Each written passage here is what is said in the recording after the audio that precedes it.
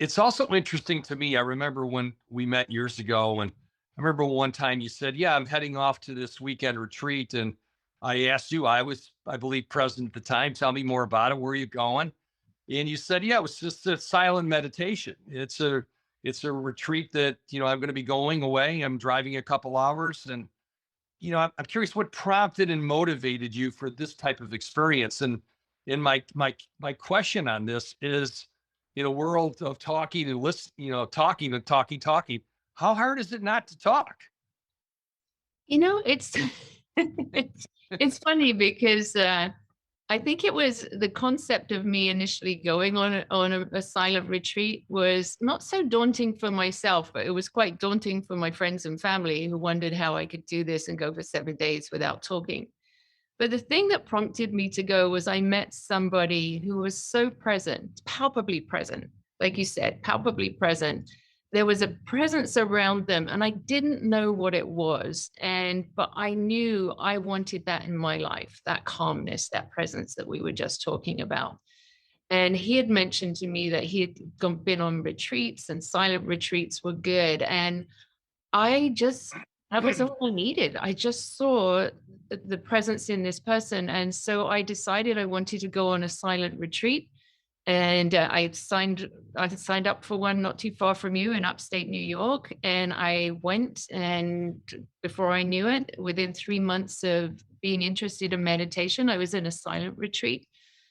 And it's interesting because just because you physically don't talk, just because there's no noise coming out of your mouth, doesn't mean you stop the verbal conversation that's going on in your head. It's always there. And that was a surprise to me just to see how noisy it was inside my head. And what happened over the course of the 7 days was about between day 3 and 5, it started to slow down.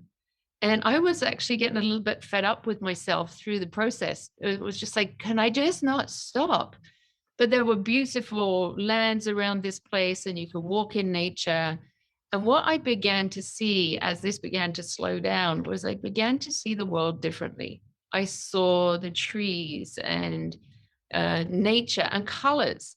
I was walking and I could feel the effect of being outside.